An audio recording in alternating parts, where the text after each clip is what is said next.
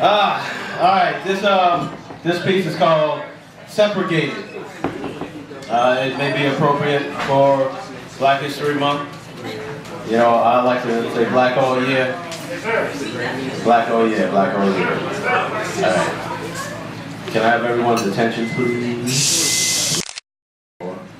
Thank you. All right. Thank you. Separated. I stood on the front steps.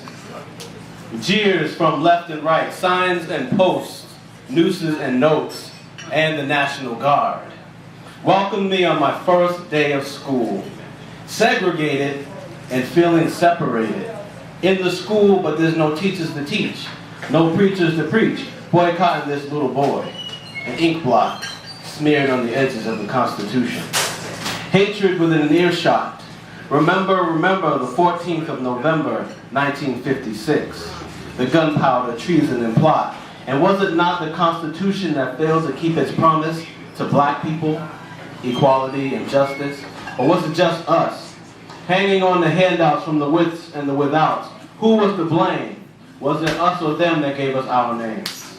They took what was ours and hid it in the horrors of history. I stand on these steps, afraid to take the next one. What will happen tomorrow when I get up in the morning and yawn at the new dawn and still play the pawn in this game? What gain am I making? What profit to me is the benefit of the laws that I am born into, but not allotted to enjoy? This poor boy, sunken shoulders and head hung low, conducted into danger by the armed forces I go. Surrounded by cameras that fill the empty room, the lone student, black, a victory for some, but none for me. No teacher, no peers, no books I can see. My family received a letter from Dr. King himself.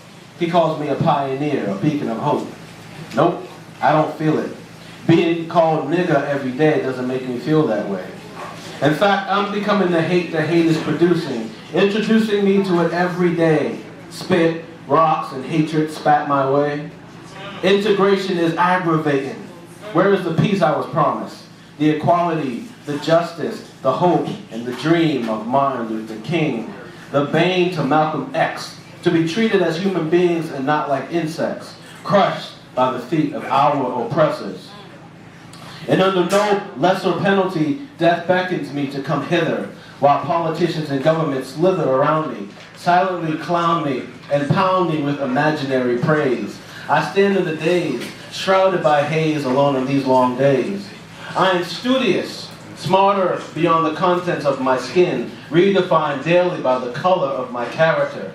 I'm shadowed by the bigger picture, a nigger fixture, painted as murals on the walls of every major urban community. The future of our people is dependent on me and this next step. So sad to put the weight of this on my shoulders, but like Atlas, I uphold it, control it, and I hold it up high. Never let myself worry, letting progress be my guide.